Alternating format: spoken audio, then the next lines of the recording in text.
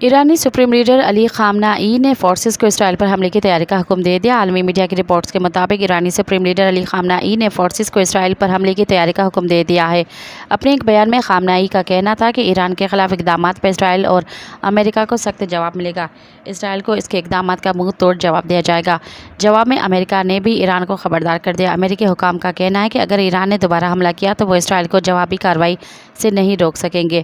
ادھر امریکی میڈیا کا دعویٰ بھی سامنے آیا ہے کہ ایران 5 نومبر کو اسرائیل پر حملہ کر سکتا ہے۔ یاد رہے کہ حماس کے سربراہ کی ایران میں شہادت کے بعد ایران نے اسرائیل پر میزائل داغے تھے، جس کے جواب میں اسرائیل نے ایرانی سرزمین پر موجود تنصیبات کو نشانہ بنایا۔ اب ایران اسرائیل کو ان حملوں کا جواب دینے کو تیاری کر رہا ہے۔ مزید خبرن ऐं तफ़सीलात लाइ विज़िट कयो असांजी वेबसाइट www.awamiNewsHD.com ऐं ॾिसंदा रहो अवामी न्यूज़ HD।